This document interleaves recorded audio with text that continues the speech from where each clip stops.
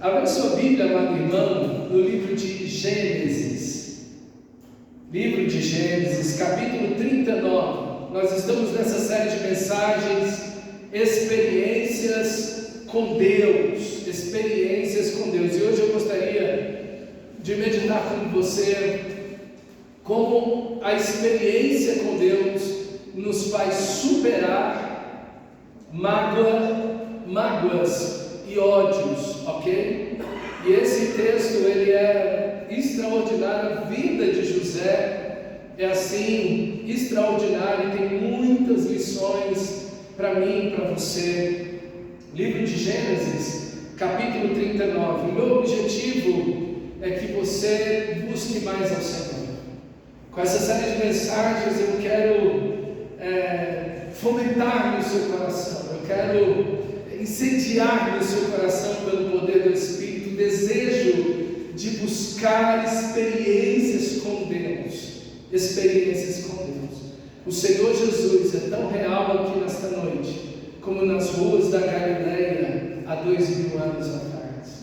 Ele está aqui, Ele opera, Ele nos dá experiências vivas, poderosas, aonde você estiver, em que situação você se encontrar. Lá está o Senhor para guardar, abençoar, proteger, prover sobre a sua vida.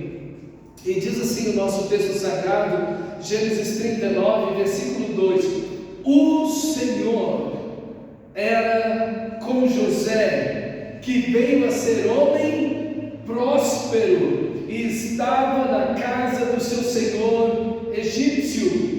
Vendo Potifar que o Senhor era com ele e que tudo que José fazia, o Senhor prosperava em suas mãos, logrou José mercê perante ele, a quem servia, e ele o pôs por mordomo da sua casa. Ele passou às mãos tudo o que tinha, e desde que o fizera mordomo da sua casa, e sobre tudo que tinha, o Senhor abençoou a casa do egípcio por amor a José. A bênção do Senhor estava sobre tudo o que tinha, tanto em casa como no campo. Potifar, tudo que tinha, conferiu às mãos de José, de maneira que, tendo o mordomo, de nada sabia, além do pão que se alimentava. José era formoso de porte e de aparência. Meus irmãos, que texto extraordinário é esse que nós temos em nossas mãos. Mantenha a sua Bíblia aberta nesse texto. Se nós vamos falar de José, por que precisamos iniciar com o avô dele, Isaac? Por que temos que iniciar com o pai dele, Jacó? É que, irmãos, os nossos relacionamentos, eles são altamente transformadores. Superar mágoas e superar ódios estão intimamente ligados aos nossos relacionamentos. E ninguém está imune a mágoas e a sentir ódio em seu coração, nem mesmo os verdadeiros cristãos. Então, os relacionamentos, eles têm uma força e um poder extraordinário sobre as nossas vidas. Eu lembro quando a minha esposa estava grávida dos nossos meninos, e eu chegava em casa, e quando eu falava com a Isabelle no ventre, ou o Mateus, havia uma resposta dessas crianças no ventre. Era interessante aquilo. Eles se mexiam de forma diferente, eles respondiam à minha voz. Então, nós, desde o ventre, nós fomos formados por Deus para relacionamentos. A nossa estrutura, toda ela, seja física, seja mental, seja emocional, tudo em nós funciona em direção a relacionamentos. Então, nós nos relacionamos durante toda a nossa vida. Podemos nutrir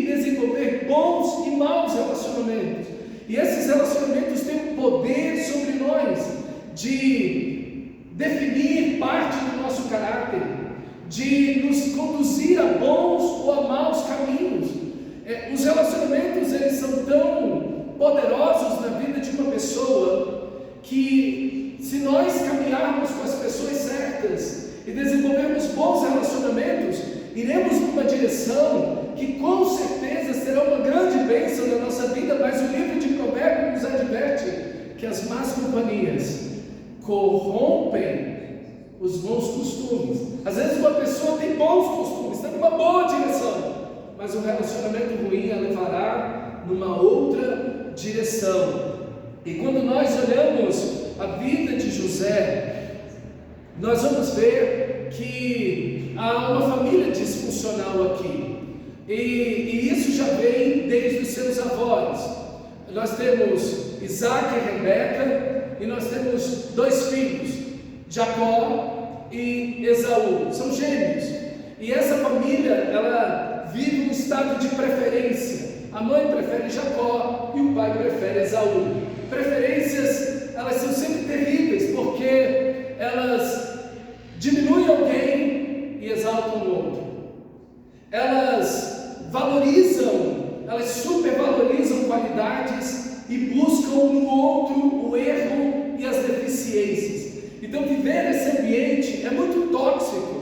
Esses relacionamentos, eles são destrutivos, eles voltam à família e os membros dessa família uns contra os outros. É criar um campo minado dentro da própria casa, é criar um campo de guerra nessa própria família, por causa dessas preferências. E exatamente o que nós temos aqui. E Jacó vive essa experiência junto com seu irmão. É uma vida de escapar do irmão, de intrigas, e ele vai para a casa do sogro, lacasa. O sogro também o engana, assim como ele enganou seu pai. Ele mente para o seu pai, o seu sogro mente para ele. Enfim, é uma história que vai se repetindo, esse ciclo horrível vai se repetindo. E Jacó tem uma preferência pela sua esposa.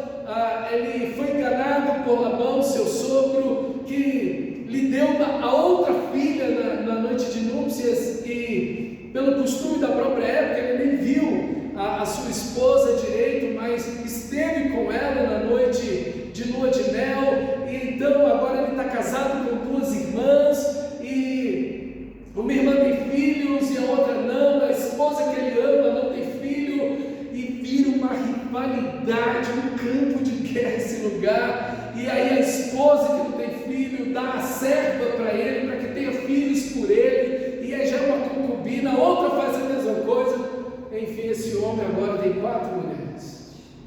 Jesus Cristo de Nazaré, é uma bagunça esse negócio. Pensa numa família disfuncional. E essas preferências, elas transbordam para os filhos. Então, Jacó ama o filho da sua esposa amada, José. E os outros filhos, ele simplesmente tolera. Pensa na bagunça que isso virou. E esses relacionamentos de preferência, os filhos aprendem e vivem a mesma coisa uns contra os outros. Eu sou filho da fulana, você é filho da ciclana, e assim eles brigam entre si, e eles vivem esse tipo de relacionamento. E o mais atingido aqui é o próprio José, porque ele é filho único da esposa amada de Jacó. Meus irmãos, veja como os relacionamentos, eles têm um poder de influência na vida da gente. Veja como a reprodução do erro, ela se dá de geração em geração. Os relacionamentos são aprendidos. Nós aprendemos a nos relacionar. Ele é instintivo, no sentido de que é uma busca natural pelo relacionamento. A criança busca olhar, o bebê recém-nascido busca a voz, o aconchego da mãe. Mas nós aprendemos a nos relacionar, nós aprendemos a nos comunicar, nós aprendemos a tratar as pessoas, nós aprendemos a responder, nós aprendemos a ouvir, nós aprendemos a respeitar, ou tudo ao contrário.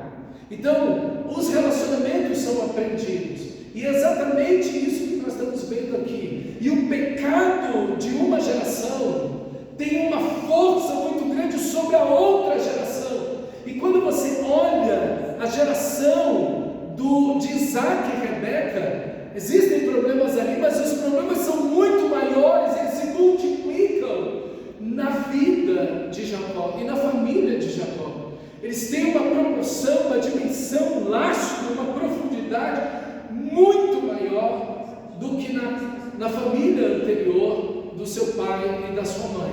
Então, a tendência, a chance de que você reproduza uma família ruim, pior do que a família que você esteve, do seu pai e da sua mãe, é alta, é grande. Por isso que nós precisamos estar atentos aos nossos relacionamentos. Eu quero dizer para você que você não é inocente. Não há, são escolhas que nós fazemos, são decisões que nós tomamos. Jacó escolheu enganar seu pai. Jacó escolheu mentir para o seu pai. Esaú escolheu ser profano e vender sua primogenitura. Jacó escolheu de forma errada preferir José em relação aos outros filhos e ressaltar a vida de José, as qualidades de José em detrimento dos seus outros filhos. Ele não é um inocente, e nós não somos inocentes nos nossos relacionamentos. São escolhas que nós fazemos, são decisões que nós tomamos. Cada relacionamento que temos, seja com o pai, com a mãe, com irmãos, com os nossos familiares, sejam relacionamentos fora de casa, todos eles são decisões que nós tomamos, que nós fazemos. Isso vai ter uma influência direta em tudo em nossa vida. Que você, meu amado irmão, nesta noite possa olhar esse texto e falar: meu Deus, eu não posso multiplicar erros. É o que geralmente as pessoas chamam de maldição hereditária, e ele geralmente diz que o espírito estava lá agindo naquela família. Não são espíritos malignos, é pecado, não tem um espírito maligno agindo aqui, não, é pecado mesmo, é pecado. Eu vi meu pai agindo errado, eu estou fazendo a mesma coisa, é pecado. Eu estou vendo minha mãe agir de forma errada, eu estou fazendo a mesma coisa, ou pior, é pecado.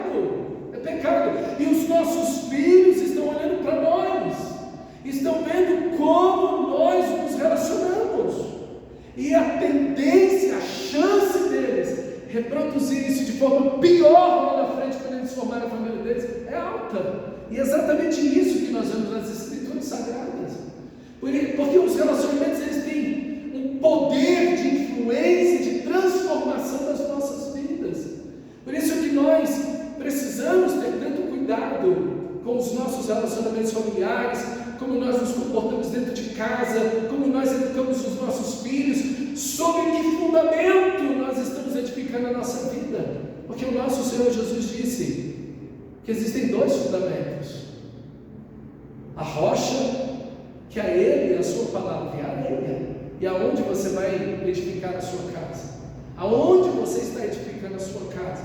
Então, que você hoje possa olhar para esse texto e dizer: meu Deus, eu preciso fazer como José, eu preciso dar uma resposta diferente àquela que a minha própria família deu.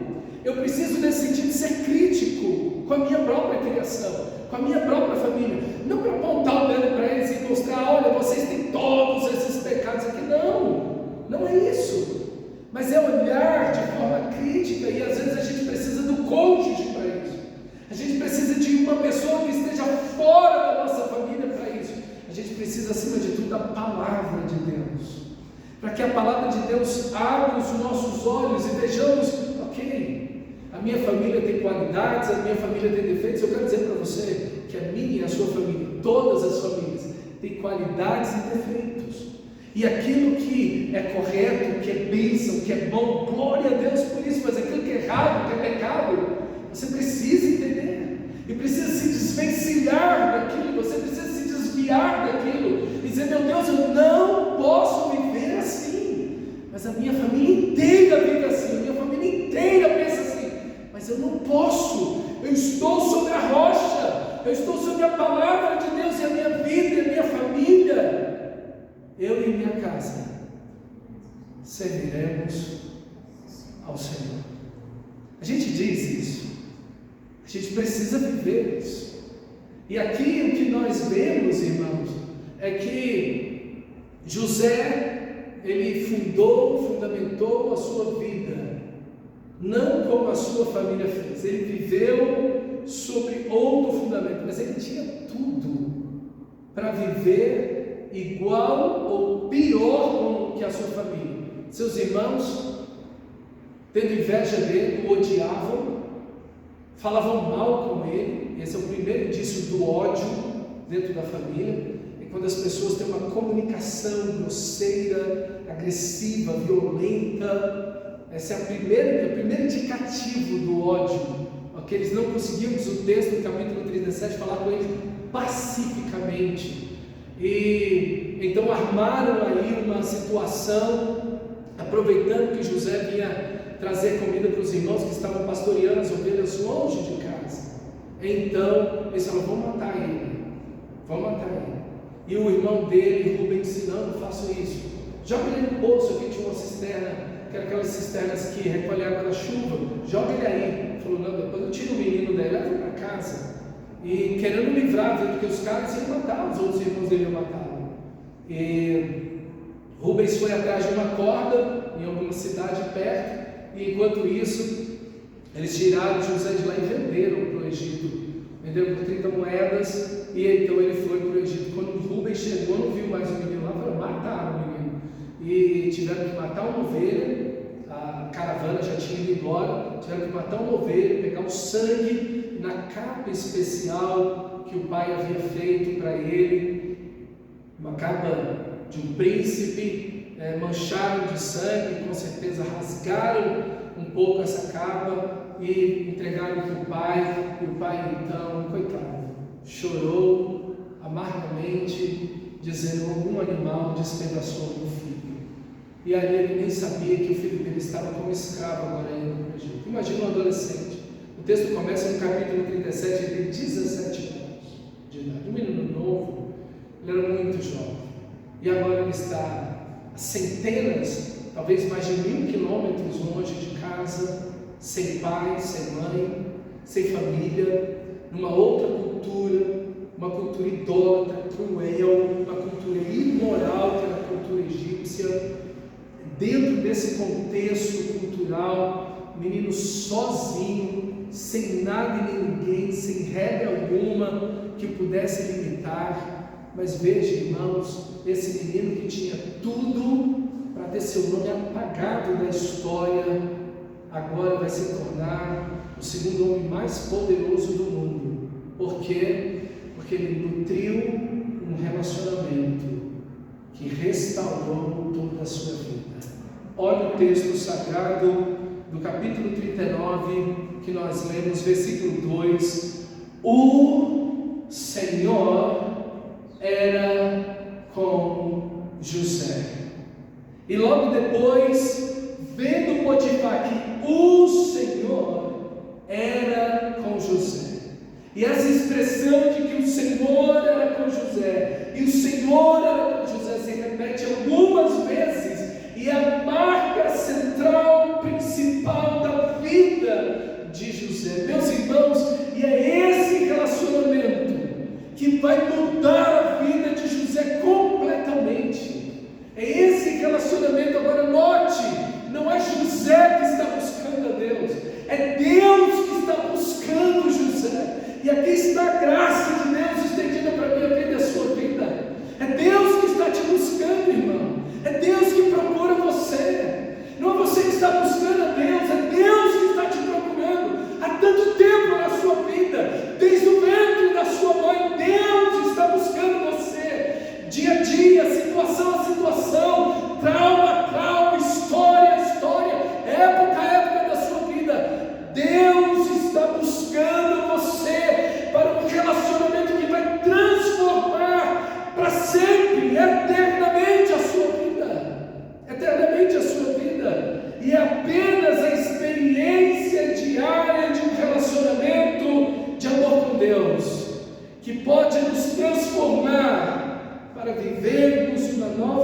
vida e termos relacionamentos saudáveis. Esse é o centro dessa mensagem. É que apenas a experiência diária de um relacionamento de amor com Deus, o Senhor era com José. É nesse relacionamento que podemos sermos transformados pelo próprio Deus para vivermos uma nova vida e termos relacionamentos saudáveis. Somos transformados, diz o apóstolo Paulo, de glória em glória pelo Espírito do Senhor, na imagem do Senhor. Porque se algo que os relacionamentos têm poder de fazer é nos fazer parecidos com quem nos relacionamos. Isso é impressionante. Por isso que nos parecemos. Aí você olha e de repente faz um gesto, seja lá qual gesto, eu fiz exatamente como minha mãe, eu fiz exatamente como meu pai faz. Você fala, gente, por favor, é uma coisa impressionante. Os relacionamentos têm poder, esses neurônios espelhos que nós temos, que nos fazem imitar. A mesma coisa com Deus, a mesma coisa com o Senhor. Você precisa de relacionar-se com Deus intimamente, diariamente, profundamente. Esse relacionamento vai transformar a sua vida. Esse relacionamento diário com Deus, por meio da oração, por meio da adoração, por meio das Escrituras Sagradas, acima de tudo, ele vai transformar você e vai encher seu coração com o amor de Deus, como Paulo diz em Romanos 5,5. O amor de Deus é derramado em nossos corações pelo Espírito Santo que nos foi dado. E como Paulo nos convida e ora pela igreja de Cristo, que nós possamos conhecer todas as dimensões do amor de Deus e assim sermos tomados, cheios de toda a plenitude de Deus. Meus irmãos, é isso que precisamos. É esse tipo de relacionamento, porque é esse relacionamento que vai suprir toda a nossa necessidade de amor. Então, o nosso primeiro ponto é que Deus está nos buscando nesse relacionamento. E o segundo ponto é que nesse relacionamento toda a nossa carência, toda a nossa necessidade de amor é suprido. Deus é a fonte eterna do amor perfeito, é tudo, Ele é tudo o que necessitamos. E José estava banhando sua alma, não na dor, mas no amor de Deus. Ele foi vendido como escravo, rejeitado, odiado, desprezado, humilhado. Sua alma era para estar coberta de chagas, de dores, de feridas abertas, mas sua alma está sendo banhada pelo amor de Deus. Um rapaz, um adolescente que está se relacionando com Deus, íntima e profundamente, buscando ao Senhor.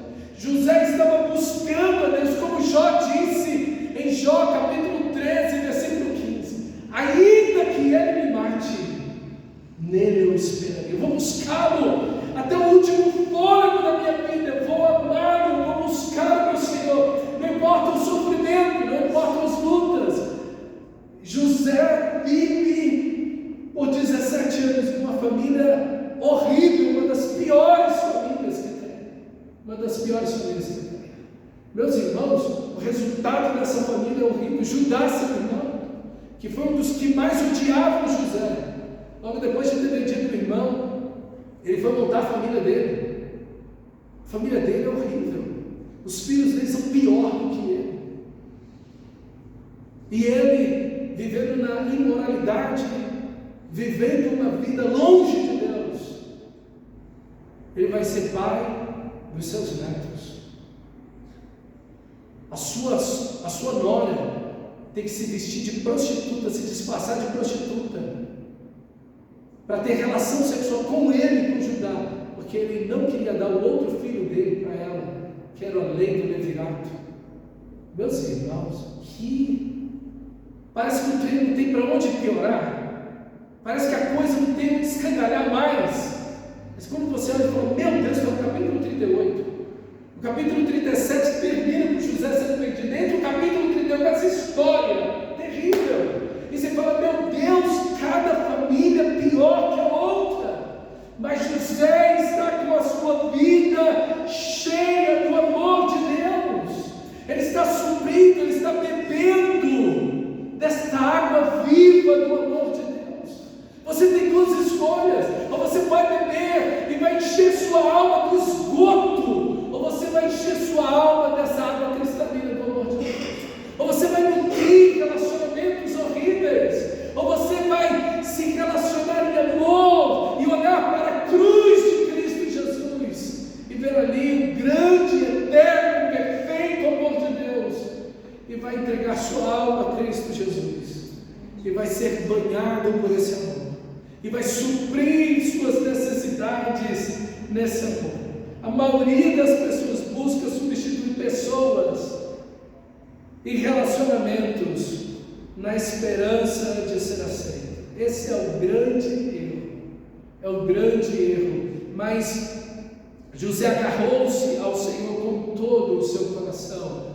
E o nosso terceiro ponto está aí: a cura da alma de José. Olha, irmãos, os médicos são uma bênção de Deus. A medicina é uma bênção. Os remédios, os medicamentos, aconselhamento bíblico, exercício físico, que qualquer médico que você vá vai te aconselhar a fazer exercícios físicos, ter um hobby, ter um entretenimento, tudo isso é muito bom. Mas não tem um médico que entre na sua alma, que caminhe nas ruas da sua memória para recolher o lixo e curar a sua alma. Não tem médico, não tem medicamento, não tem terapeuta, não tem nada. O máximo que eu vou fazer é entender, diagnosticar as feridas e não tem mais nada para fazer. Porque ninguém pode botar a mão no seu coração, na sua alma, mas o amor de Deus pode inundar o seu coração. E é o amor de Deus que cura. Meus irmãos, é um relacionamento em Cristo, em Deus, que vai curar os relacionamentos tóxicos que tivemos. É isso que vai curar a nossa alma. O erro das pessoas é às vezes querer substituir alguma coisa, querer colocar alguma coisa, uma compulsão no lugar. Oh, meus irmãos, não. Eu tenho vazio no meu coração, eu tenho feridas na minha alma. O que eu faço? Eu vou comer, eu vou beber, eu vou usar droga, eu vou comprar, eu vou viver atrás de outros relacionamentos.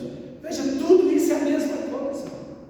Não tem ninguém melhor do que ninguém aí. Todo mundo está tentando suprir o vazio do seu coração com alguma coisa, tentando colocar no buraco da sua alma, nas feridas da sua alma, algum tipo de lixo que simplesmente vai deixar você mais ferido e mais frustrado.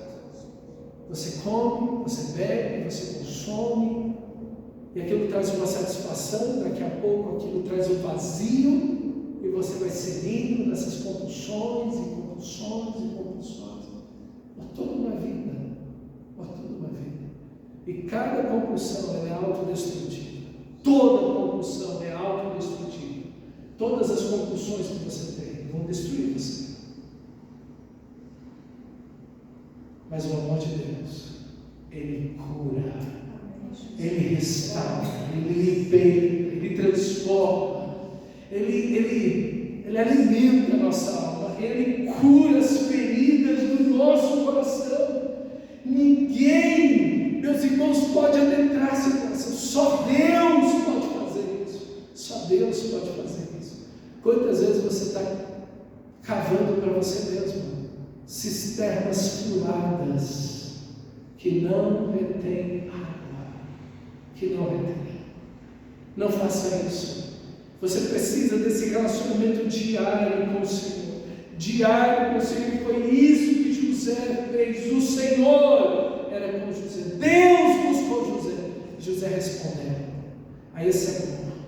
Deus, o amor de Deus está na sua direção, o amor de Deus está à sua disposição, a cura, o médico, o remédio está diante de você.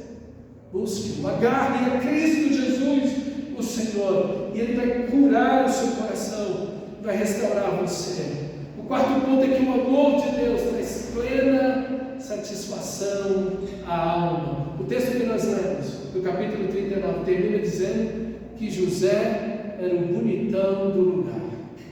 Ele era lindo, o menino é lindo, gente. Ele é bonito de aparência, ele tem um corpo bonito, cara elegante, alto, charmoso, forte, bonitão. É o cara do lugar. E a bonitona da esposa do Potifar botou o olho nele. Tacou o olho no menino, jovem, charmoso, bonito, forte, inteligente. Botou o olho no cara e vem insistindo com ele: José, se deita comigo, José, se deita comigo. Irmão, essas tentações que são recorrentes, repetitivas, elas vêm para se apoderar do indivíduo, da pessoa. Isso é mortal, queridos. Mas a alma de José está cheia do amor de Deus. E eu quero dizer para você que a imoralidade não é amor. Anota isso, por favor. A imoralidade não é amor. O amor não é imoral. E é exatamente aqui que o nosso texto nos manda. A imoralidade é um veneno doce. No início, a imoralidade ela tem um sabor doce, ela é aveludada. Ela parece que coloca nos seus lábios aquele doce. Ela te envolve, algo prazeroso, agradável. Te dá a esperança de que não, eu consegui algo, eu consegui um valor para mim, eu consegui uma segurança para mim, eu consegui um ponto alto para mim aqui. Irmãos, mas a imoralidade, ela é só alguém aproveitando do seu corpo, enquanto você faz o mesmo. A moralidade não é amor. As músicas dizem aqui. As músicas dizem que a imoralidade é: eu estou com outra, mas eu amo você. A gente vai na farmácia, quer ver um lugar que tem, eu não sei se é farmácia onde eu vou, mas, gente, pelo amor de Deus, que músicas são aquelas? Essas sofrências são horríveis. São horríveis, são detalhes. Você vai no mercado, fala: meu Deus, pelo amor de Deus, tem criança aqui. E o povo está cantando aquela desgraça. Meu Deus do céu. E as pessoas celebram a imoralidade, cantam a imoralidade. E eu quero dizer para você que toda a imoralidade é destruída de dentro para fora. De dentro para fora. A imoralidade ela é destruidora de qualquer pessoa. Qualquer pessoa. Alguém que fundamenta a sua vida na imoralidade, na beleza do corpo, vai arruinar a sua vida. Querido irmão, você é mais do que um corpo. Você é mais do que um corpo. A cultura vai dizer para você isso. Valorize seu corpo é tudo, sua beleza é tudo. Mas eu quero dizer para você que você é muito mais do que isso, que Deus ama você, e que a imoralidade não é amor, e que você nunca estará feliz na imoralidade, nunca, jamais a imoralidade te fará feliz, nunca, nunca, jamais. Ninguém, em nenhuma época do mundo, em qualquer cultura, a imoralidade nunca te fará feliz. Não é a solução, não é o caminho, não é aonde Deus tem para você. Se tem alguém que está te seduzindo, corra. É o diabo. É o diabo. Não é Deus. Não é Deus. Por quê? Porque, meus irmãos, se existe algo que, e esse é o meu quinto ponto, se existe algo que os relacionamentos tóxicos produzem, é um conceito errado do amor. E quando nós nos relacionamos com Deus, nós entendemos de fato o que é amor. Porque, claro, é natural. Se aqueles que me amam, minha família, eles me tratam assim e me veem assim, logo isso é amor.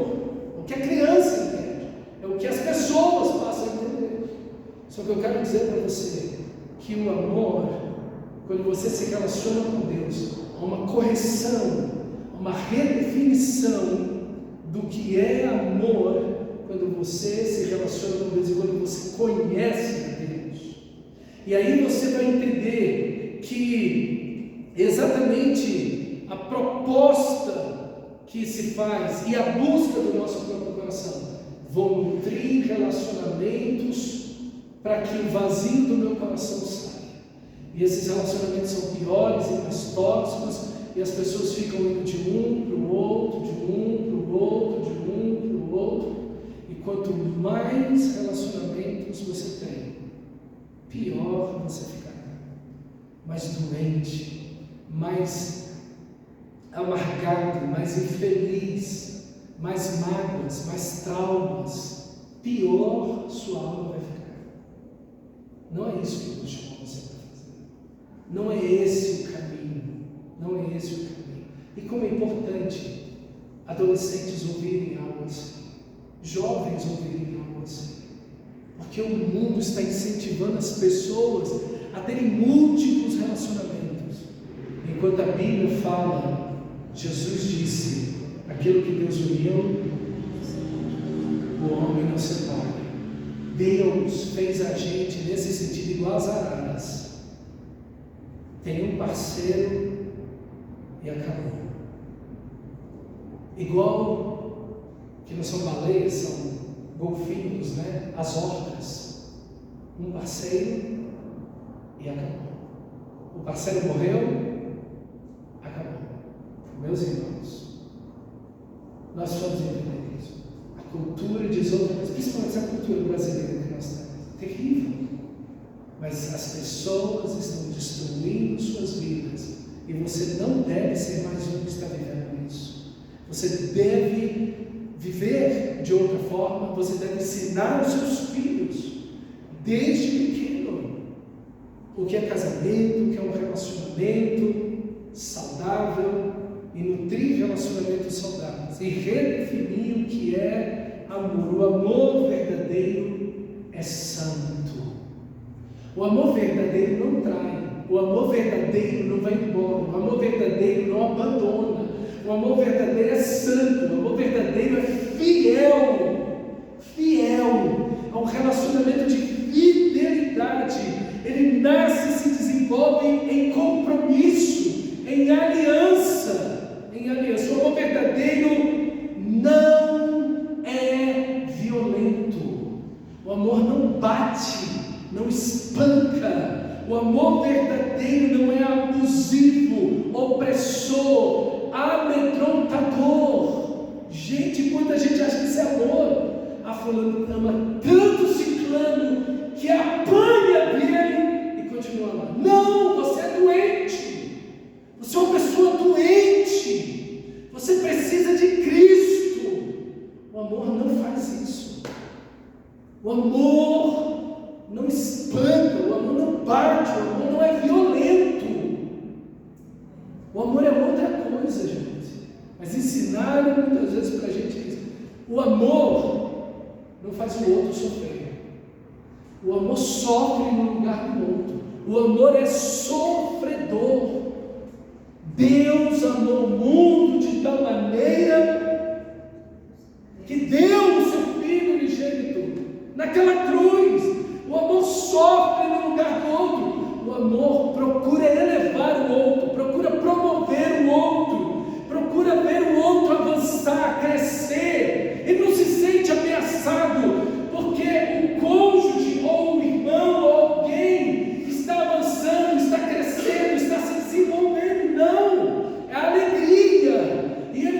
partilha dessa alegria e ele trabalha para que o outro vá além dele mesmo. Isso é amor. Amor é buscar o crescimento do outro, o desenvolvimento do outro, o melhor do outro, meu amado irmão. Isso é amor. O amor serve, o amor se sacrifica. Isso é amor. O amor incentiva o crescimento e o desenvolvimento máximo do outro. Máximo. Quanta gente tem uma ideia totalmente errada do que é amor. Não, olha, eu te amo, mas eu te traí, mas eu te amo. Como? Como? Isso é bíblico? Não! Isso é totalmente errado. Isso aí é o que os gregos chamavam de patos. Aí quem trabalha na área da saúde me entende, de patologia. Essa palavra patos quer dizer uma febre, uma doença. Daí vem a palavra paixão, que as pessoas acham que é amor. É uma doença. Os gregos diziam que alguém que tem paixão, que está doente, que tem uma patologia. Uma patologia. Isso não é amor. Amor não é isso, irmãos. Amor é o que a Bíblia diz, lá em 1 Coríntios capítulo 13. O amor é santo. O amor é santo. É esse amor que cura, que restaura. Esse amor que vai fazer de você um bálsamo na vida da sua família. Que vai fazer você uma bênção, uma cura na sua família. É isso. Esse amor. O meu sexto ponto é que esse amor leva você a viver um padrão divino do amor de Deus. Claro, eu tenho relacionamentos aqui, mas eu tenho um relacionamento com Deus. Esse relacionamento com Deus ele é mais profundo, mais intenso, mais influenciador, maior que está em nós, mais influência aquele que está em nós do que aquele que está no mundo. Então Deus, o amor de Deus tem mais influência no meu coração, na minha vida. Então eu passo a viver esse relacionamento dentro de casa. Eu passo a amar as pessoas dentro de casa. Eu passo a ser imitador de Deus como filho amado. Como filho amado. E andar em amor. É aqui, meus irmãos, que esse amor de Deus transforma não apenas a minha vida, mas transforma a vida da minha família. Veja José, ele nutre um casamento. 20 anos, irmão, ele passou lá no Egito. Mas ele sai da prisão. E quando ele sai da prisão de casa, ele tem filhos. Veja, ele não tem 4 esposas como o pai dele.